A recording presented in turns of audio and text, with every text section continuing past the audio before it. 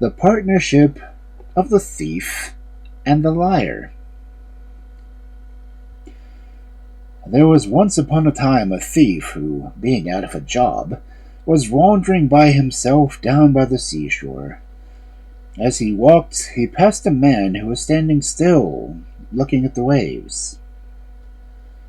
"I wonder," said the thief, addressing the stranger, "if you have ever seen a stone swimming." "I most certainly have," replied the other man, "and what is more, I saw the same stone jump out of the water and fly through the air." "This is capital," replied the thief. "You and I must go into a partnership. We shall certainly make our fortunes. Let us start together for the palace of the king of the neighboring country. When we get there, I will go into the presence alone, and will tell him the most startling thing I can invent. Then you must come along and follow my lie." Having agreed to this, they set out on their travels. After several days' journeying, they reached a town where the king's palace was, and here they parted for a few hours, while the thief sought an interview with the king, and begged his majesty to give him a glass of beer. "That is impossible," said the king, "as this year there have been a failure of the crops, and all the hops and the vines. We have neither wine nor beer in the whole kingdom." "That would suck." "How extraordinary," answered the thief. "I have just come from a country where the crops were so fine that I saw 12 barrels of beer made out of one branch of hops."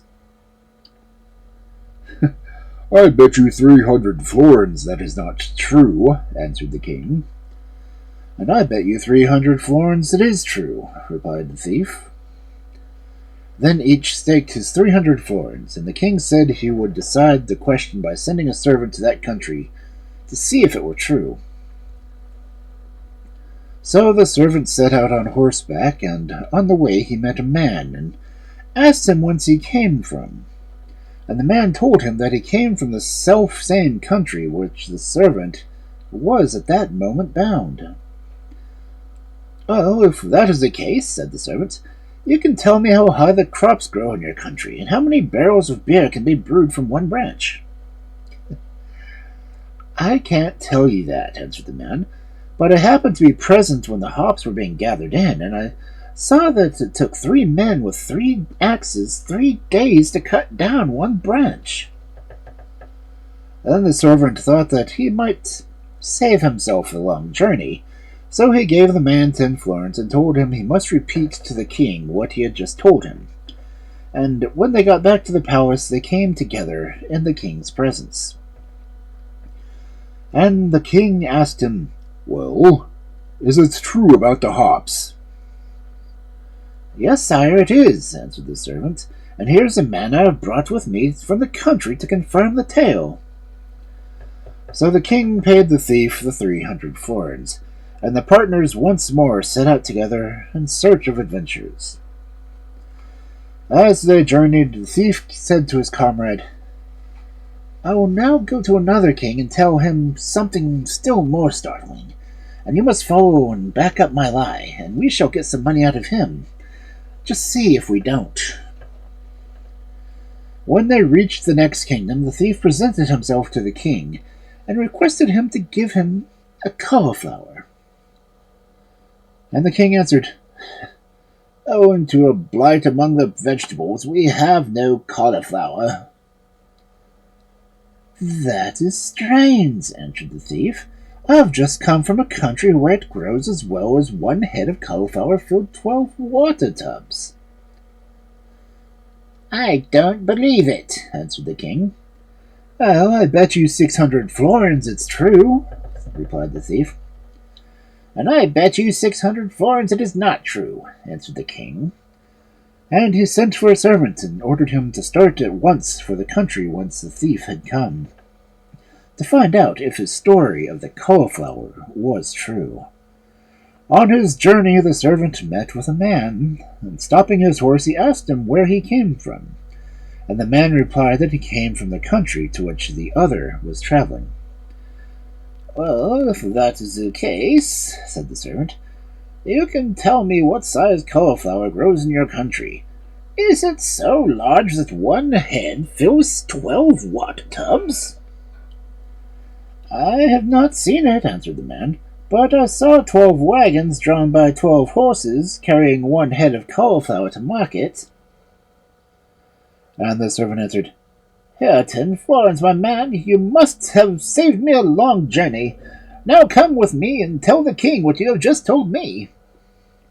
"All right," said the man, and they went together to the palace, and when the king asked the servant if he had found out the truth about the cauliflower, the servant answered, "Sire, all you have heard is perfectly true. Here's a man from the country who will tell you just so." So the king asked, and he was told, and the king paid the thief the 600 florin, and the two partners set out once more on their travels, with their 900 florins.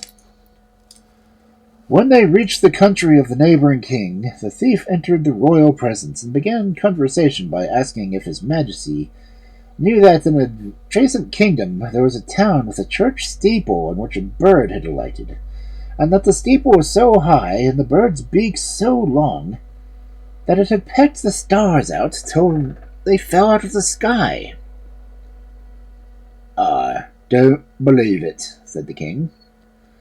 "Nevertheless, I am prepared to bet 1,200 florin that it is true," answered the thief.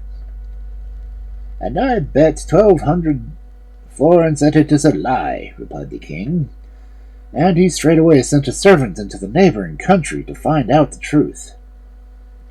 As he rode, the servant met a man coming in the opposite direction, so he hailed him and asked him where he came from. And the man replied that he came from the very town to which the man was bound. Then the servant asked him if the story they had heard about the bird with the long beak was true. "Oh, I don't know about that," answered the man, "as I have never seen the bird, but I once saw 12 men shoving all their might and main with brooms to push a monster egg into the cellar." "That is capital," replied the servant, presenting the man with 10 florins. "Come and tell your tale to the king, and you will save me a long journey." So, when the story was repeated to the king, there was nothing for him to do but pay the thief the 1,200 florins. Then the two partners set out again with their ill-gotten gains, and when they proceeded to divide them into equal shares, the thief kept back 3 of the florins that belonged to the liar's half of the booty. Shortly afterwards, they each married and settled down in homes of their own with their wives. One day the liar discovered that he had been done out of 3 florins by his partner, and he went to his house and demanded them from him. "Come next Sunday, and I will give them to you," answered the thief. But he had no intention of giving the liar the money. When Saturday morning came, he stretched himself out stiff and stark upon the bed, and told his wife to say that he was dead. So the wife rubbed her eyes with an onion, and when the liar appeared at the door, she met him in tears and told him that her husband was dead, and he could not be paid the 3 florins.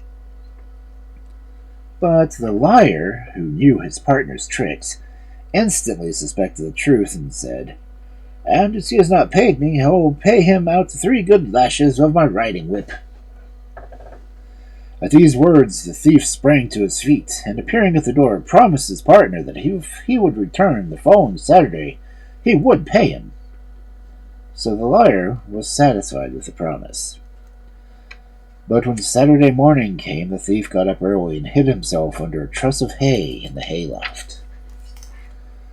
When the liar appeared to demand the 3 florins, the wife met him with tears in her eyes and told him that her husband was dead. "Where have you buried him?" asked the liar. "In the hayloft," answered the wife. "Then I will go there and take some hay in payment of his debt," said the liar, and proceeding to the hayloft, he began to toss about the hay with a pitching fork, protruding it into the trusses of hay, till, in horror of his life, the thief crept out and promised his partner to pay him the 3 florins on the following Saturday. When the day came, he got up at sunrise, and coming down into a crypt of the neighboring chapel, stretched himself out quite still and stiff on an old stone coffin. But the liar, who was quite as clever as his partner, very soon bethought him of the crypt and set out for the chapel, confident that he would shortly discover the hiding place of his friend. He had just entered the crypt, and his eyes were not yet accustomed to the darkness, when he heard the sound of whispering on the grated windows. Listening intently, he overheard the plotting of a band of robbers who had brought their treasure to the crypt, meaning to hide it there, while they had set out fresh adventures. All the time they were speaking, they were removing the bars from the windows, and in another minute they would have all entered the crypt and discovered the liar. Quick as thought, he wound the mantle around him and placed himself standing stiff and erect in a niche of the wall, so that the dim lights he looked just like an old stone statue. As soon as the robbers entered the crypt, they set about the work dividing their treasure. Now there were 12 robbers, but the mistake of the chief of the band divided the gold into 13 heaps. When he saw his mistake, he said that they had not come in time to count over it all, but saw that the 13th heap should belong to whoever among them could strike off the head of an old stone statue in the niche with one stroke. With these words, he took up an axe, and approaching the niche where the liar was standing, but just as he waved the axe over his head ready to strike, a voice was heard from the stone coffin saying in sepulchral tones, "Clear out of this, or the dead will arise from their coffins, and the statues will descend from the walls.